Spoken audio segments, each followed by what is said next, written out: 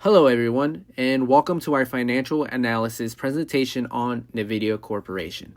My name is Efren Calderon, and joining me is Alex Shade.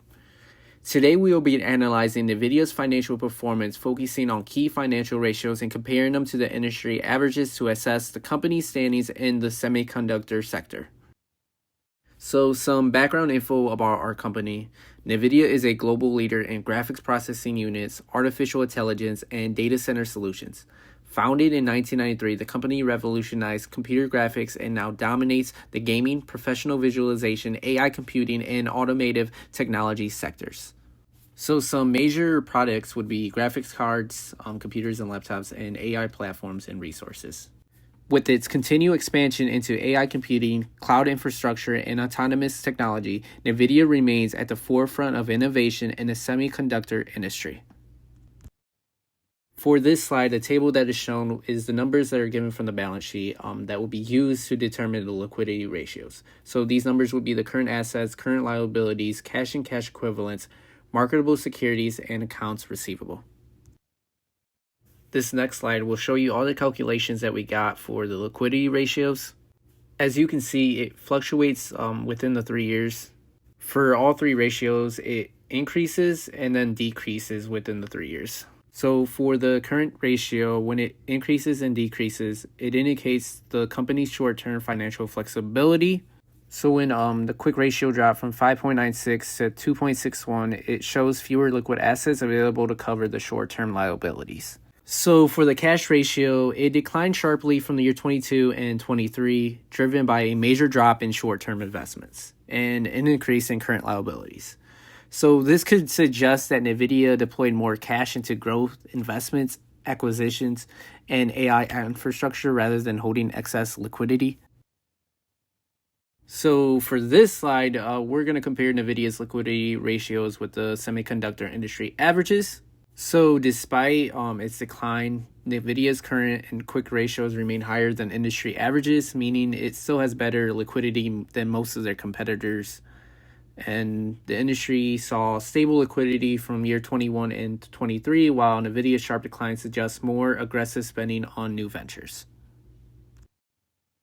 Here on this slide, we will see the numbers that are used for our calculations on the leverage ratios, which will include the total debt, total assets, shareholder equity, earnings before interest and taxes, and interest.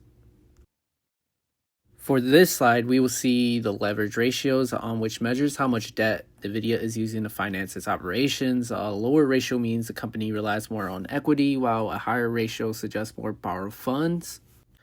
So for the debt to assets over the past 3 years, you can see from the year 22 to 23, it increased, which means that Nvidia's assets are more financed by debt than compared to years before.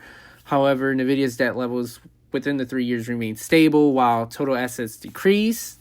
This can indicate that rather than borrowing more money, Nvidia used some of its existing assets for investments or operations. So for the debt to equity, you can see it stayed stable between the years 21 and 22, but it increased in 23, which can mean that it increased borrowing money relative to the shareholders' investments.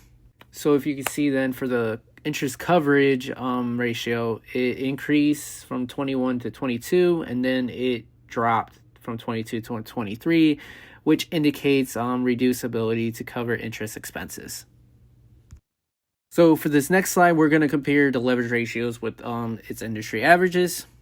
So Nvidia has consistently maintained lower debt levels than compared to the industry, meaning it relies more on its equity financing.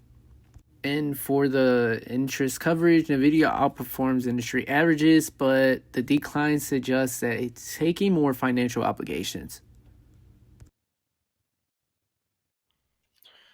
So the next group of ratios we have is the efficiency ratios, and all this on this slide you can see all of the numbers from the balance sheet and income statement that we're going to use. So we've got revenue, cost of goods sold, accounts receivable, total assets, inventory, and the average daily sales.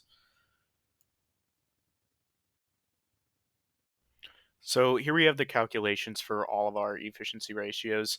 The first one is asset turnover ratio, which has been steadily increasing over the past 3 years, which is a good thing for them as it means they're making more money for how many total assets they have.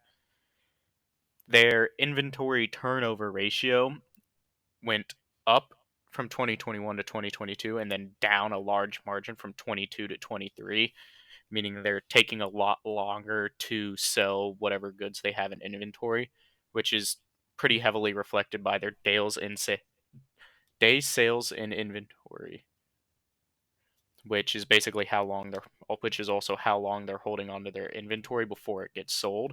So that jumped up 62 days from the year before, from 2022 to 2023. And then day sales outstanding has gone down from 22 to 23, which is a good thing, which it means that they aren't waiting as long to get the money for the sale.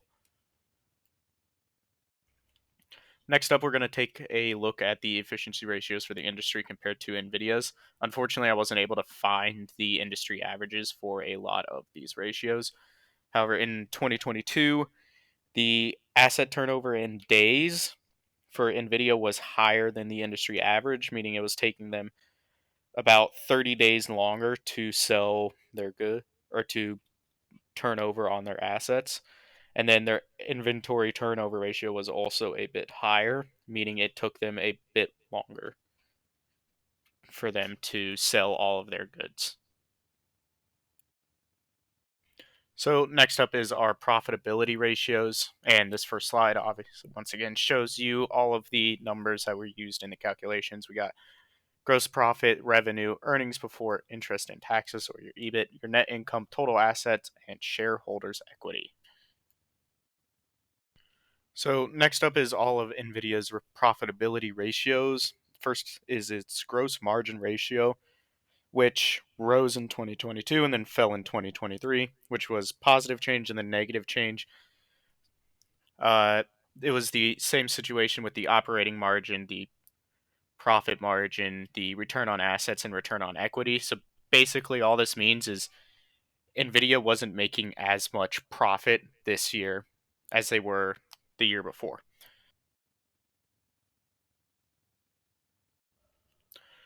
Next up, we're going to compare NVIDIA's profitability ratios to the industry average. NVIDIA's profitability ratios were all much higher over 2021 and 2022 than the industry average, which means that despite them losing money or starting to make less money in 2023, they are still much further ahead in their profitability rates than everyone else in the industry. All right, next up is market value ratios. For this one, we have net income, weighted shares outstanding, preferred dividends, market price per share, number of shares, and the total stockholder equity. All right, so here are NVIDIA's market value ratios for the past 3 years. Their earnings value per share rose in 2022 and then fell in 2023, meaning that they're making less money per share of stockholders' equity. Their price to earnings ratio fell in 2022 and then rose again in 2023. This just shows how inflated the market price for a stock is. So the higher this number, the more you are paying for how much earnings you're going to get or how much dividends you might see back. And then lastly, market to book rose in 2022 and then fell again in 2023. This one just shows how much more the stock is worth in the market compared to its book value. So the higher number here, the better. So for the industry average for market value ratios, I could not find any of the industry averages. However, Nvidia is largely outperforming most of the industry in all of their ratios. So there it is a safe bet to say that their earnings per share, their price to earnings, and their market to book is higher. However, they do have a much larger number of shares than almost every other company in the industry. So there's also a very good chance that it is somewhat diluted. Lastly, here are our references. This is just the industry averages for the ratios, and then the link to the balance sheet and market price and income statement for NVIDIA over the past 3 years. Thank you all for watching our presentation, And if you have any questions, feel free to ask either myself or Efren.